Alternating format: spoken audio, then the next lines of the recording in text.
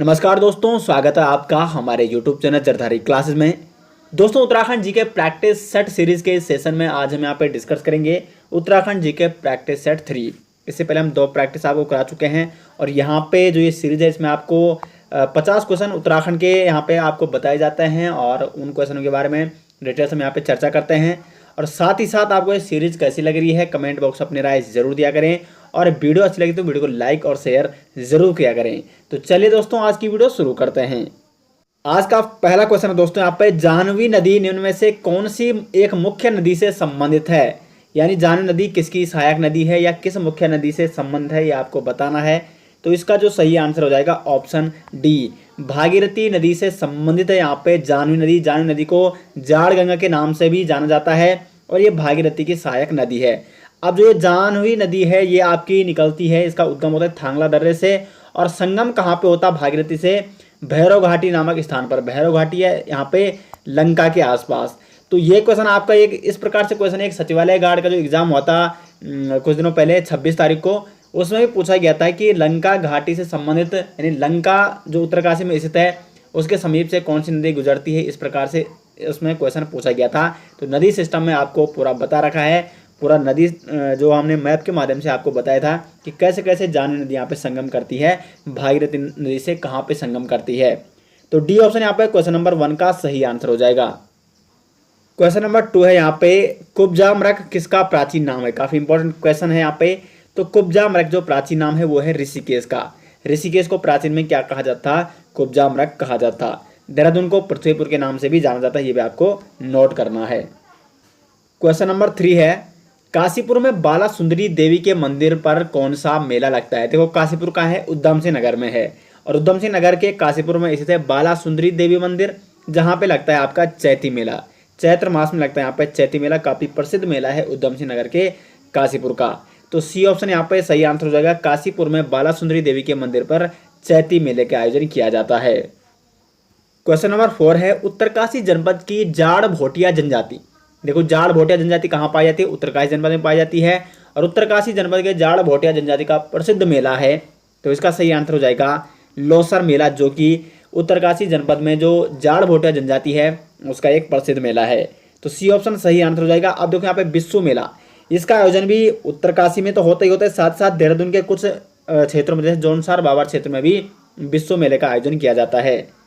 अठोड़ मेला, इसका आयोजन भी आपका उत्तरकाशी के नौगांव जो क्षेत्र आता है वहाँ पे अठोड़ मेले का आयोजन किया जाता है। और गेंदवा मेला ये भी आपका उत्तरकाशी में आयोजित किया जाता है। तो जो उत्तरकाशी में जाड़ भोटिया जनजाति है उनका प्रसिद्ध मेला कौन है? लोसर मेला। सी ऑप्शन सही आंसर हो जाएगा क्वेश्चन नंबर 4 का। क्वेश्चन नंबर 5 यहाँ पे, नोठा कोथिग का संबंध है। ठीक है, नोठा कोथिग संबंधित है विशाल बद्री से, आदि बद्री से, योग ध्यान बद्री से या वृद्ध बद्री से?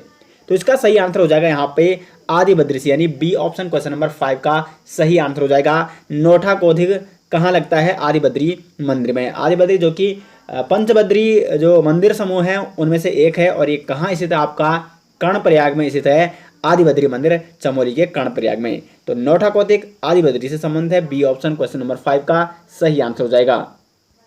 क्वेश्चन नंबर 6 है यहाँ पे, बालिका दिवस पर निम्न में से कौन एक दिन के लिए उत्तराखंड के मुख्यमंत्री बनी? तो बालिका दिवस पर यहाँ पे जो मुख्यमंत्री बनी एक दिन के लिए उत्तराखंड की, वो बनी थी Srishti Goswami. B option question number 6 का यहाँ पे सही आंसर हो जाएगा। क्वेश्चन नंबर 7 है यहाँ पे, निम्न में से किस मेले में जलते अंगारों पर नृत्य किया जाता है? तो जलते अंगारों पर नृत्य किया जाता है जाख मेले में। डी ऑप्शन सही आंसर हो जाएगा। जाख मेला ये कहाँ लगता है? रुद्रप्रयाग जनपद के गुप्तकाशी में आयोजित किया जाता है और यहाँ पे ये जाख देवता के मंदिर में लगता है। जाख देवता का जो पशुआ होता है वो क्या करता है? जलते अंगारों पर नृत्य करता है। तो डी ऑप्शन सही आंसर हो जाएगा। क्वेश्चन नंबर 8 है यहाँ पे, निम्नलिखित में से कौन सा एक सही सुमेलित नहीं है? यहाँ पे आपको बताना है कि ये युग्म दिया गया है जो, तो उसमें सही सुमेलित नहीं है। ये एग्जाम में पूछा गया क्वेश्चन है। तो ये जल विद्युत परियोजना यहाँ पे और ये है जनपद। देखो, लोहारी नागपाला परियोजना ये आपको बता रखा है, जो हमने आपको बताई थी उत्तराखंड की प्रमुख परियोजनाएं, सभी डिटेल्स परियोजनाएं यहाँ पे बता रखी है। उत्तरकाशी में भागीरथी नदी पर है लोहारी नागपाला परियोजना। विष्णु प्रयाग परियोजना ये आपके रुद्रप्रयाग में नहीं है। विष्णु प्रयाग परियोजना नाम की कोई भी परियोजना आपके रुद्रप्रयाग में नहीं है। तो बी ऑप्शन सही आंसर हो जाएगा। अब देखो, मनेरी भाली परियोजना ये भी आपकी उत्तरकाशी में है भागीरथी नदी पर। और सप्तेश्वर परियोजना ये भी आपकी पिथौरागढ़ जनपद में है। तो 3 यहाँ पे A, C, D ऑप्शन यहाँ पे सही सम्मिलित है। बी ऑप्शन सही आंसर हो जाएगा। विष्णुप्रयाग परियोजना रुद्रप्रयाग में नहीं है, बल्कि इसी नाम की परियोजना विष्णुगाड़ पीपलकोटी जल विद्युत परियोजना ये आपकी चमोली जनपद में स्थित है। कौन सी नदी पर है? अलकनंदा नदी पर है। बाकी अगर आपको डिटेल्स जानना है सभी परियोजनाओं के बारे में, प्रत्येक जनपद की सभी परियोजनाओं को के बारे में हमने आपको बता रखा है। आप सर्च कर सकते हो उत्तराखंड की प्रमुख परियोजनाएं बाई जरधारी क्लासेस यूट्यूब में। क्वेश्चन नंबर 9 है यहाँ पे, ललित शाह ने किसे कुमाऊं का राजा बनाया? देखो ललित शाह जो कि उस समय परमार वंश का शासक था। ललित शाह और कुमाऊं में जो राजा थे उस समय चंद शासक वो थे, उसमें मोहन चंद। तो ललित शाह और मोहन चंद के बीच लड़ा गया बगवाली पोखर युद्ध, जिसमें ललित शाह विजयी हो जाता है। और फिर ललित शाह अपने पुत्र प्रद्युम्न शाह को कहाँ का शासक बना देता है? कुमाऊं का शासक बना देता है। तो ललित शाह ने किसे कुमाऊं का राजा बनाया? प्रद्युम्न शाह को। बी ऑप्शन क्वेश्चन नंबर 9 का यहाँ पे सही आंसर हो जाएगा। और ललित शाह और मोहन चंद के बीच कौन सा युद्ध लड़ा गया? बगवाली पोखर युद्ध। ये आपको नोट करना है। क्वेश्चन नंबर 10 है यहाँ पे, रीठा साहिब गुरुद्वारा कौन सी नदी के तट पर है? देखो सबसे पहली बात तो रीठा साहिब गुरुद्वारा कहाँ स्थित है? ये आपका चंपावत में स्थित है। क्वेश्चन आ सकता है कि रीठा साहिब जो गुरुद्वारा है ये कौन सी जनपद में स्थित है? चंपावत में स्थित है। यहाँ पे रीठा साहिब गुरुद्वारा जो कि चंपावत में स्थित है, माना जाता है कि यहाँ पे गुरु नानक जी ने यहाँ की यात्रा की थी। और जो ये रीठा साहिब गुरुद्वारा है ये चंपावत में लधिया नदी के तट पर स्थित है। यहाँ पे लधिया नदी और रतिया नदी का संगम होता है और फिर लधिया नदी आगे बढ़कर चूका नामक स्थान पर काली नदी से मिल जाती है। तो काली नदी और लधिया नदी का संगम कहाँ पे होता है? चूका नामक स्थान पर। और जो रीठा साहिब गुरुद्वारा है वो कौन सी नदी के तट पर स्थित है? लधिया नदी के तट पर। और यहाँ पे कौन सी जनपद में है? चंपावत जनपद में। यहाँ पे एक खास तरह का फल भी होता है, मीठा रीठे जिसको कहा जाता है। तो बी ऑप्शन क्वेश्चन नंबर 10 का यहाँ पे सही आंसर हो जाएगा। क्वेश्चन नंबर 11 है, कुमाऊं राष्ट्रीय मोर्चा का गठन कब किया गया? तो कुमाऊं राष्ट्रीय मोर्चा का गठन किया गया था 1970 में। किसके द्वारा? पीसी जोशी द्वारा किया गया था 1970 में कुमाऊं राष्ट्रीय मोर्चा का गठन। बी ऑप्शन क्वेश्चन नंबर 11 का सही आंसर हो जाएगा। क्वेश्चन नंबर 12 है यहाँ पे, श्यामताल कहाँ स्थित है? तो जो श्यामताल स्थित है आपका वो है चंपावत में, यानी बी ऑप्शन यहाँ पे सही आंसर हो जाएगा क्वेश्चन नंबर 12 का। अब देखो चंपावत में 2 ताल स्थित है, एक है श्यामताल और एक है आपका झिलमिल ताल। अब जो ये श्यामताल है आपका यहाँ पे स्थित है स्वामी विवेकानंद आश्रम। तो एग्जाम में पूछा जा सकता है कि स्वामी विवेकानंद आश्रम चंपावत में कौन से ताल के निकट स्थित है? तो वो है आपका श्यामताल के निकट। तो क्वेश्चन नंबर 12 का बी ऑप्शन यहाँ पे सही आंसर हो जाएगा। क्वेश्चन नंबर 13 है यहाँ पे, प्रसिद्ध गर्जिया देवी मंदिर किस नदी के किनारे स्थित है? जो गर्जिया देवी मंदिर उत्तराखंड में है यह है आपका कोसी नदी के किनारे स्थित है प्रसिद्ध गर्जिया देवी मंदिर, यानी बी ऑप्शन क्वेश्चन नंबर 13 का सही आंसर हो जाएगा। आगे बढ़ते हैं क्वेश्चन नंबर 14 की ओर। कालागढ़ बांध परियोजना कौन सी नदी पर बनी हुई है? देखो सबसे पहली बात, कालागढ़ बांध परियोजना ये आपका पौड़ी जनपद में स्थित है। और पौड़ी जनपद में ये किस नदी पर है? तो पश्चिमी रामगंगा नदी पर स्थित है कालागढ़ बांध परियोजना। पश्चिमी रामगंगा किसकी सहायक नदी है? गंगा नदी की सहायक नदी है। लेकिन इसका जो संगम होता है गंगा नदी से वो उत्तराखंड में नहीं बल्कि उत्तर प्रदेश में होता है। अब ये पश्चिमी जो रामगंगा है इस पर है कालागढ़ बांध परियोजना और इसको रामगंगा बांध परियोजना के नाम से भी जाना जाता है। पश्चिमी रामगंगा उद्गम होता है दूधतोली श्रेणी से और कालागढ़ नामक स्थान पर इसमें एक बांध है पौड़ी में और यहाँ से निकल जाती है उत्तराखंड राज्य से बाहर, यानी पौड़ी से बाहर। और उसके बाद यहाँ पे उत्तर प्रदेश में कन्नौज के निकट एक गंगा नदी से संगम करती है। तो पश्चिमी रामगंगा किसकी सहायक नदी है? गंगा नदी की सहायक नदी है, जिसमें है कालागढ़ बांध परियोजना। कहाँ स्थित है? पौड़ी गढ़वाल जनपद में। क्वेश्चन नंबर 15 है, गढ़वाल का बारदोली के नाम से प्रसिद्ध स्थल। गढ़वाल का जो बारदोली कहा जाता है वो कहा जाता है गुजड़ू को। ये गुजड़ू कहाँ है? पौड़ी गढ़वाल जनपद में स्थित है गुजड़ू। तो पौड़ी गढ़वाल जनपद के गुजड़ू को कहा जाता है गढ़वाल का बारदोली। जबकि कुमाऊं का बारदोली किसे कहा जाता है? तो सल्ट को कहा जाता है कुमाऊं का बारदोली। गढ़वाल का बारदोली गुजड़ू और कुमाऊं का बारदोली सल्ट। काफी इंपॉर्टेंट क्वेश्चन है ये। क्वेश्चन नंबर 16 की ओर बढ़ते हैं दोस्तों। देखो यहाँ पे आपको कितने क्वेश्चन, ये 50 क्वेश्चनों का सेट होता है और आपको इसमें से कितने क्वेश्चन आ रहे हैं, स्कोर आपका कितना रह रहा है जरूर कमेंट बॉक्स में बताएं।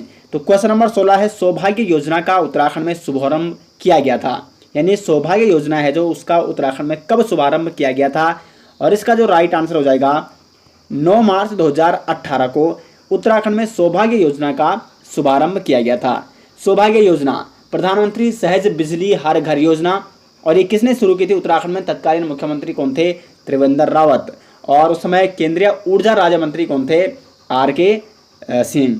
तो आर के सिंह और TSR यानी त्रिवेंद्र सिंह रावत जो कि तत्कालीन मुख्यमंत्री थे उत्तराखंड के, उन्होंने 9 मार्च 2018 को उत्तराखंड में सौभाग्य योजना का शुभारंभ किया था। क्वेश्चन नंबर 16 का डी ऑप्शन सही आंसर हो जाएगा। क्वेश्चन नंबर 17 है, पिनाकेश्वर महादेव मंदिर स्थित है। तो पिनाकेश्वर महादेव मंदिर काफ़ी इंपॉर्टेंट है, ये आपका स्थित है कौसानी में। जिला सीरीज में आपको सभी मंदिरों के बारे में, उत्तराखंड में जितने भी मंदिर हैं वो आपको यहाँ पे बताए गए थे जिला सीरीज में, काफ़ी डिटेल्स। आगे बढ़ते हैं क्वेश्चन नंबर 18 की ओर। जौनसार क्षेत्र में कितने सयाना क्षेत्रों का एक सदर सयाना होता है? तो 4 सयाना क्षेत्रों का होता है एक सदर सयाना जौनसार क्षेत्र में। बी ऑप्शन क्वेश्चन नंबर 18 का सही आंसर हो जाएगा। आगे बढ़ते हैं क्वेश्चन नंबर 19 की ओर। निम्न में से कौन सा मंदिर अल्मोड़ा में कश्यप पहाड़ी पर स्थित है? तो अल्मोड़ा में कश्यप पहाड़ी पर स्थित जो मंदिर है ये है आपका कसार देवी मंदिर। और कसार देवी मंदिर में 14 नर्तकों का सुंदर चित्रण भी प्राप्त हुआ था। ऐतिहासिक दृष्टि से ये काफ़ी इंपॉर्टेंट है, कई बार एग्जाम में बनता है कि 14 नर्तकों का जो सुंदर चित्रण है वो किस मंदिर में प्राप्त हुआ था? कसार देवी मंदिर। कहाँ स्थित है? अल्मोड़ा में स्थित है। और कौन सी पहाड़ी पर स्थित है? तो कश्यप पहाड़ी पर स्थित है कसार देवी मंदिर। बी ऑप्शन क्वेश्चन नंबर 19 का सही आंसर हो जाएगा। क्वेश्चन नंबर 20 की ओर बढ़ते हैं। यहाँ पे प्रदीप शाह के शासनकाल में गढ़वाल ने काफ़ी समृद्धि प्राप्त की, वह सिंहासन पर बैठे, यानी कब वो सिंहासन पर बैठे थे? तो प्रदीप शाह जो कि 52वें राजा थे गढ़वाल के, पंवार वंश के या परमार वंश के। और ये अल्प अवस्था में ही राजगद्दी पर ये बैठ गए थे। कब बैठे थे? 1717 को। डी ऑप्शन क्वेश्चन नंबर 20 का सही आंसर हो जाएगा। 1717 ईस्वी में प्रदीप शाह ने राजगद्दी संभाली थी, जैसे मैं आपको बता चुका हूँ अल्प वयस्क अवस्था में। और इनके संरक्षिका कौन थी? राजमाता जिया कनक देवी, जो कि प्रदीप शाह की संरक्षिका के रूप में जिन्होंने कार्यभार संभाला। एक इनके टाइम की महत्वपूर्ण घटना यह है कि रोहिला आक्रमण हुआ था, पहले कुमाऊं में हुआ था और गढ़वाल में। तो गढ़वाल और कुमाऊं की सेनाओं ने एक साथ मिलकर यहाँ पे मुकाबला किया था रोहिला का, लेकिन फिर भी वो हार गए थे। और इनके समय यानी प्रदीप शाह के समय गढ़वाल और कुमाऊं के भी अच्छे संबंध थे। तो प्रदीप शाह इनका शासनकाल यानी कब ये राजगद्दी पर बैठे? 1717 में। क्वेश्चन नंबर 21 की ओर बढ़ते हैं। पिथौरागढ़ का उत्तर पूर्वी भूखंड प्राचीन काल में कहलाता था। तो पिथौरागढ़ आपने जनपद देखा होगा मैप में, तो उसका उत्तरी और पूर्वी भाग ये कहलाता था आपका सीरा राज्य। सीरा राज्य कहलाता था पिथौरागढ़ का उत्तर पूर्वी भूखंड। ए ऑप्शन क्वेश्चन नंबर 21 का सही आंसर हो जाएगा। क्वेश्चन नंबर 22 है, स्थानीय बोली में थारू परिवार जाना जाता है। तो स्थानीय बोली में थारू परिवार जाना जाता है संघ के नाम से। किस नाम से? संघ के नाम से जाना जाता है थारू परिवार स्थानीय बोली में। डी ऑप्शन क्वेश्चन नंबर 22 का सही आंसर हो जाएगा। क्वेश्चन नंबर 23 की ओर बढ़ते हैं। भोटिया जनजाति के लोकगीत, जनजाति का टॉपिक आपको बता रखा है। तो भोटिया जनजाति के जो लोकगीत है तुवेरा, बाजू, तिमली, ये तीनों भोटिया जनजाति के लोकगीत हैं। इसलिए इस क्वेश्चन का जो सही आंसर हो जाएगा ऑप्शन डी। उपर्युक्त में से सभी तीनों यहाँ पे भोटिया जनजाति के लोकगीत हो जाएंगे। क्वेश्चन नंबर 24 है यहाँ पे। उत्तराखंड के पूर्व मुख्यमंत्री त्रिवेंद्र रावत ने उत्तराखंड के पहले डिजिटल रेडियो ऐप का उद्घाटन किया है। इस ऐप का नाम क्या है? तो उत्तराखंड का जो पहला डिजिटल ऐप है उसका उद्घाटन किसने किया? मुख्यमंत्री त्रिवेंद्र रावत ने। और इस ऐप का नाम है ओहो रेडियो। सी ऑप्शन सही आंसर हो जाएगा। ओहो रेडियो है इस ऐप का नाम। और इसका उद्देश्य क्या था? देश विदेश में बैठे लोग उत्तराखंड के संस्कृति के बारे में जान सकेंगे, इसलिए इस यहाँ पर डिजिटल रेडियो ऐप का उद्घाटन किया गया। किसके द्वारा? पूर्व मुख्यमंत्री त्रिवेंद्र रावत जी के द्वारा। आगे बढ़ते हैं क्वेश्चन नंबर 25 की ओर। भारत के सबसे बड़े पुल डोबरा चांटी पुल की गाथा पुस्तक के लेखक हैं। डोबरा चांटी पुल आपने सुना होगा इसके बारे में। 8 नवंबर 2020 को इस पुल का उद्घाटन किया गया। किसके द्वारा? पूर्व मुख्यमंत्री त्रिवेंद्र रावत द्वारा। पुल की लंबाई, अगर टोटल लंबाई की बात करें यहाँ से यहाँ तक, तो ये है 725 मीटर। लेकिन झूला पुल जो सिर्फ डैम के ऊपर झूल रहा है जो पुल, उसकी लंबाई है 440 मीटर यहाँ से और यहाँ तक। लेकिन अगर हम पूरी बात करें तो ये आपका 725 मीटर हो जाती है इसकी लंबाई। अब बात करते हैं जो ये पुस्तक लिखी गई है डोबरा चांटी पुल की गाथा पुस्तक, क्योंकि इस पुस्तक में मतलब इस पुल को बनाने में काफ़ी समय लगा और इसकी गाथा नामक पुस्तक लिखी है, यानी डोबरा चांटी पुल की गाथा पुस्तक लिखी है शीशपाल गुसाई ने। बी ऑप्शन सही आंसर हो जाएगा क्वेश्चन नंबर 25 का। 208 पेजों की ये पुस्तक है और इसका विमोचन किसने किया, ये एग्जाम में बन सकता है। तो पूर्व मुख्यमंत्री त्रिवेंद्र रावत ने, जिन्होंने डोबरा चांटी पुल का उद्घाटन किया। इस पुस्तक यानी डोबरा चांटी पुल की गाथा पुस्तक जो कि शीशपाल गुसाई द्वारा लिखी गई है, इसका विमोचन भी किसने किया, पूर्व मुख्यमंत्री त्रिवेंद्र रावत ने। तो बी ऑप्शन 25 का सही आंसर हो जाएगा। क्वेश्चन नंबर 26 है, डोली सेवा योजना का संबंध निम्न में से किस योजना से है? वंदे मातरम योजना, आपातकालीन चिकित्सा सेवा योजना, अटल आयुष्मान योजना या जननी सुरक्षा योजना। तो जो डोली सेवा योजना है इसका संबंध हो जाएगा आपातकालीन चिकित्सा सेवा योजना। देखो, आपातकालीन चिकित्सा सेवा योजना उत्तराखंड में कब शुरू की गई थी? 15 मई 2008 को। आपातकालीन चिकित्सा सेवा योजना 108 से आप ध्यान रख सकते हो, 2008 में ये शुरू की गई थी, 15 मई 2008 में। किसके द्वारा? भुवन चंद्र खंडूड़ी, जो कि तत्कालीन मुख्यमंत्री थे। उसके बाद इसी योजना से संबंधित, आपातकालीन चिकित्सा सेवा योजना से संबंधित 17 अप्रैल 2012 को एक नई योजना बनाई गई थी दुर्गम क्षेत्रों के लिए, जिसका नाम था डोली सेवा योजना। क्योंकि क्या होता, जो एम्बुलेंस है 108 जो सेवा है वो दुर्गम क्षेत्रों में नहीं जा सकती जहाँ पे सड़कें नहीं है। अब जहाँ पे सड़कें नहीं है तो वहाँ पे माना किसी को चोट लगे, कोई मरीज है, उनको मेन रोड तक पहुँचाने के लिए इस डोली सेवा योजना का प्रारंभ किया था। डोली के माध्यम से उनको मेन रूट तक यानी मेन रोड तक पहुँचाया जाता और वहाँ से 108 जो सेवा रहती वो उसको नियर कोई भी हॉस्पिटल होता वहाँ तक पहुँचा देती थी। तो आपातकालीन चिकित्सा सेवा योजना से संबंधित है आपकी डोली सेवा योजना, जिसका शुभारंभ किया गया था 17 अप्रैल 2012 को। क्वेश्चन नंबर 27 है, उत्तराखंड में पहली रेल यानी मालगाड़ी कब चली थी? पहली रेल जो मालगाड़ी थी वो चली थी उत्तराखंड में 22 दिसंबर 1851 को। कहाँ से कहाँ तक? रुड़की से पिरान कलियर तक, सिर्फ 5 किलोमीटर, ठीक है, 5 किलोमीटर चली थी। और आपको बता दूं, उस समय यहाँ पे जो ऊपरी गंगा निर्माण कार्य चल रहा था उसके लिए विशेष तौर पर ये पहली रेल मालगाड़ी चलाई गई थी, ताकि उस नहर निर्माण में मदद मिल सके। और जो ये ऊपरी गंगा नहर निर्माण कार्य ये कंप्लीट कब हुआ था? लॉर्ड डलहौजी के शासनकाल में। एग्जाम में बन सकता है कि जो ऊपरी गंगा नहर निर्माण है वो कंप्लीट किसके शासनकाल में हुआ था? उस समय यहाँ का आपका गवर्नर जनरल कौन था? वो कौन था? लॉर्ड डलहौजी। क्वेश्चन नंबर 28 है, नुकटंग देवी की पूजा की जाती है। तो जो नुकटंग देवी की पूजा की जाती है वो की जाती है यहाँ पे रंग समुदाय में। ए ऑप्शन सही आंसर हो जाएगा। अब ये रंग समुदाय कहाँ पाया जाता है? तो उत्तराखंड के पिथौरागढ़ जनपद के कई क्षेत्रों में यहाँ पे रंग समुदाय पाया जाता है, जिनके द्वारा की जाती है नुकटंग देवी की पूजा। और इनके द्वारा जो भाषा बोली जाती है रंगलो भाषा। रंग समुदाय की भाषा कौन सी है? रंगलो भाषा। क्वेश्चन नंबर 29 है, वैनसांग द्वारा अपनी यात्रा पथ में वर्णित गोविसाण का वर्तमान नाम। गोविसाण के बारे में वैनसांग ने अपनी यात्रा में वृत्तांत लिखा था और इसका जो वर्तमान नाम है वो है काशीपुर। बी ऑप्शन 29 का यहाँ पे सही आंसर हो जाएगा।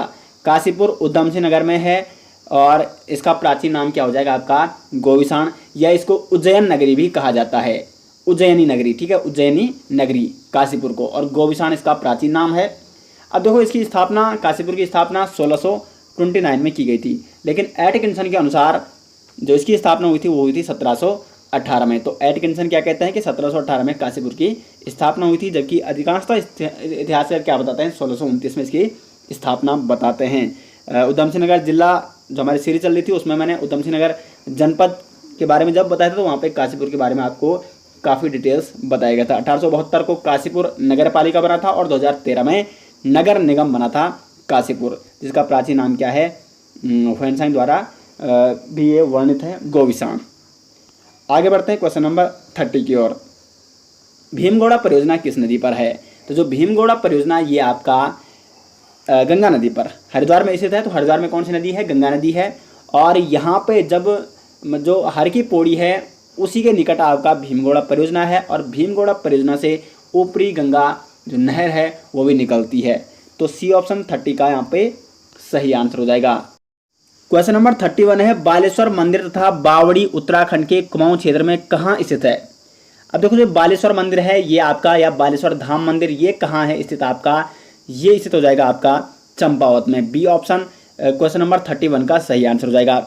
अभी जो बालेश्वर धाम मंदिर है, ये मंदिर जो भगवान शिव को समर्पित है। और आपको बता दें, इस बालेश्वर धाम मंदिर का निर्माण किसने कराया था? एक मिस्त्री थे, जगन्नाथ मिस्त्री, एक वास्तुकार थे, इन्होंने इस मंदिर का निर्माण कराया था। और चंद शासक जिन्होंने इसके हाथ काट दिए थे उसके बाद। और आपको बता दें, बालेश्वर मंदिर इसको 1952 में राष्ट्रीय धरोहर स्मारक घोषित भी किया जा चुका है। काफ़ी इंपॉर्टेंट है, 1952 में बालेश्वर धाम मंदिर जो समूह है, इसको यहाँ पे क्या है, राष्ट्रीय धरोहर स्मारक घोषित भी किया जा चुका है।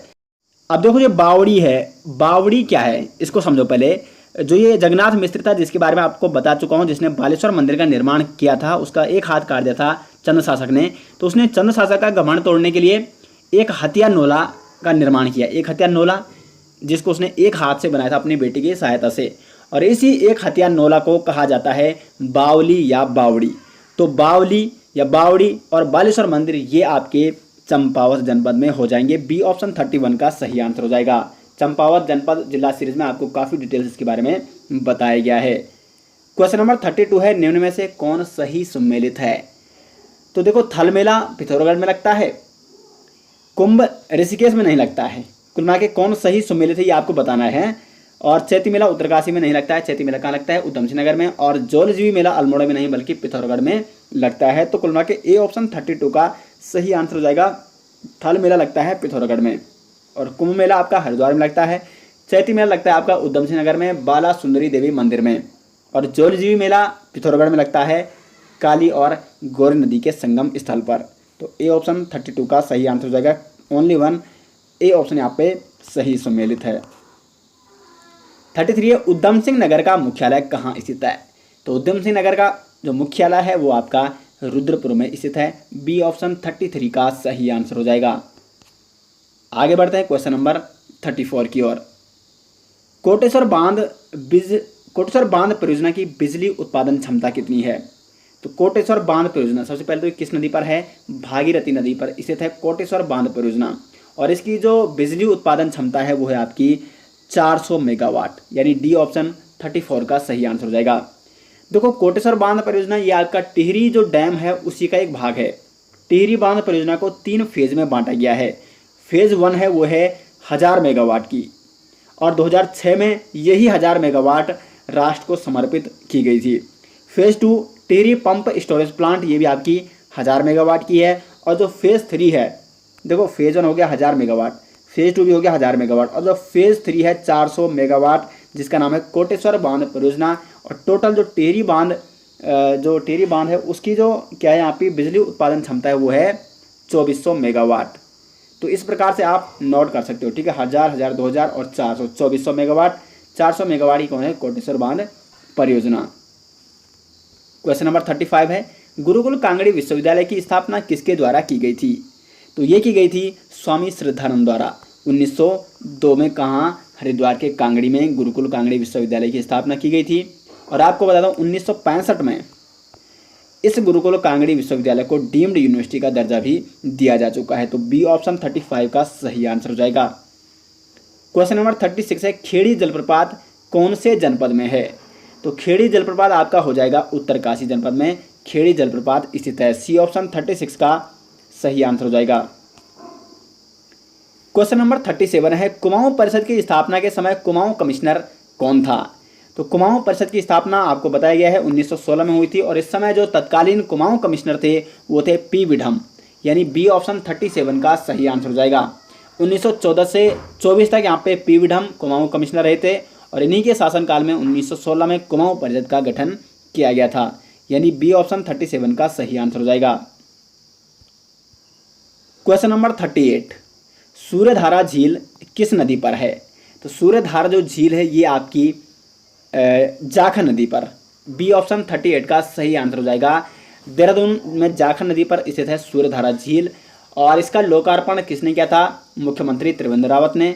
इस झील की अगर हम लंबाई की बात करें 550 मीटर इसकी लंबाई है, और चौड़ाई है 28 मीटर। और इस सूर्यधारा झील का जो अन्य नाम है काफ़ी इंपॉर्टेंट है, गजेंद्र दत्त नैथानी जलाशय। तो आ सकता है एग्जाम में कि गजेंद्र दत्त नैथानी जलाशय किस झील का नाम है? सूर्यधारा झील का नाम है, और ये किस नदी पर है? जाखन नदी पर स्थित है। क्वेश्चन नंबर 39 है, बद्रीदत्त पांडे द्वारा अल्मोड़ा अखबार में प्रकाशित किया गया शीर्षक भालूशाही किसकी ओर इंगित करता है। भालूशाही शीर्षक काफ़ी चर्चा में रहा था और इसके बाद अल्मोड़ा अखबार सदा के लिए बंद हो जाता है, उस पर बैन लग जाता है। तो जो भालूशाही शीर्षक था ये इंगित करता था लोमस की ओर। डी ऑप्शन 39 का सही आंसर हो जाएगा। और लोमस की तुलना इन्होंने की थी एक भालू से। और इसके बाद ब्रिटिश जो शासन था वो यहाँ पे अल्मोड़ा अखबार पर प्रतिबंध लगाया जाता है। कब लगाता है? 1918 में। और जब 1918 में इसमें प्रतिबंध लगता है तो उसके बाद विजयदशमी के दिन 1918 में शक्ति नामक समाचार पत्र का प्रकाशन करते हैं बद्रीदत्त पांडे। तो डी ऑप्शन 39 का सही आंसर हो जाएगा। क्वेश्चन नंबर 40 की ओर बढ़ते हैं। भारतीय प्रौद्योगिकी संस्थान रुड़की यानी इंडियन इंस्टीट्यूट ऑफ टेक्नोलॉजी को आईआईटी का दर्जा कब प्राप्त हुआ? देखो, जो भारतीय प्रौद्योगिकी संस्थान है सबसे पहले इसकी स्थापना कब हुई थी? 1847 में। उस समय कौन था यहाँ पे governor general? Lord Dalhousie Bharat का गवर्नर जनरल था। तो एग्जाम में कई बार पूछा जाता है कि जो आईआईटी यानी भारतीय प्रौद्योगिकी संस्थान रुड़की है उसकी स्थापना किसके शासनकाल में हुई थी? मतलब कौन यहाँ पे उस समय क्या था? गवर्नर जनरल था लॉर्ड डलहौजी। 1847 में इसकी स्थापना हुई थी। लेकिन इसको जो आईआईटी का दर्जा दिया गया था वो दिया गया था 21 सितंबर 2001 को, यानी ए ऑप्शन क्वेश्चन नंबर 40 का यहाँ पे सही आंसर हो जाएगा। और 21 सितंबर 2001 को ये देश का 7वां आईआईटी बना था। तो ए ऑप्शन 40 का सही आंसर हो जाएगा। क्वेश्चन नंबर 41 है, तिमुंडा मेला आयोजित किया जाता है। तो तिमुंडा मेला ये आयोजित किया जाता है आपका चमोली के जोशीमठ में। सी ऑप्शन 41 का सही आंसर हो जाएगा। जोशीमठ में ये नरसिंह मंदिर वहाँ पर स्थित है, वहाँ पे आयोजित किया जाता है तिमुंडा मेला। और आपको बता दें जोशीमठ का जो नरसिंह मंदिर है ये बद्रीनाथ मंदिर का क्या है? शीतकालीन आवास भी है। बद्रीनाथ का शीतकालीन आवास कहाँ है? जोशीमठ का नरसिंह मंदिर, जहाँ पे आयोजित किया जाता है तिमुंडा मेला। क्वेश्चन नंबर 42 है, विक्टोरिया क्रॉस सम्मानित गब्बर सिंह नेगी की जन्म स्थली है। तो विक्टोरिया क्रॉस जो सम्मानित हैं गब्बर सिंह नेगी, इनकी जन्मस्थली है चंबा, टिहरी के चंबा में। सी ऑप्शन 42 का सही आंसर हो जाएगा।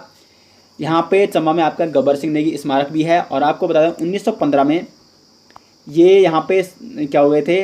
शहीद हो गए थे और मरणोपरांत इनको विक्टोरिया क्रॉस से सम्मानित किया गया था। इनका संबंध किस युद्ध से है ये भी एग्जाम में पूछा जाता है। न्यू वे चैपल युद्ध से संबंधित है Gabbar Singh Negi, Neuve Chapelle युद्ध। अब देखो चंबा की यहाँ पे बात आए तो चंबा पे एक टनल भी बनी हुई है 440 मीटर, जिसकी क्या है? लंबाई है। ये भी आप नोट कर सकते हो। 43 है, गोविंद वल्लभ पंत को भारत रत्न से सम्मानित किया गया था। कब किया गया था ये आपको बताना है। तो 43 का यहाँ पे सी ऑप्शन सही आंसर हो जाएगा। 26 जनवरी 1957 को गोविंद वल्लभ पंत जी को भारत रत्न से सम्मानित किया गया था। और ये एकमात्र और पहले उत्तराखंड के ऐसे व्यक्ति हैं जिनको भारत रत्न पुरस्कार से सम्मानित किया जा चुका है। 44 है, चंपावत जनपद में स्थित ताल। तो चंपावत में यहाँ पे जो ताल स्थित है वो आपका है झिलमिल ताल। चंपावत में 2 ताल हैं, श्याम ताल जहाँ पे स्वामी विवेकानंद आश्रम भी स्थित है, और दूसरा है झिलमिल ताल, यानी बी ऑप्शन 44 का सही आंसर हो जाएगा। क्वेश्चन नंबर 45 है, कुमाऊं का शिवाजी किसे कहा जाता है? कुमाऊं का शिवाजी जो कहा जाता है वो कहा जाता है हर्षदेव जोशी को। डी ऑप्शन 45 का सही आंसर हो जाएगा।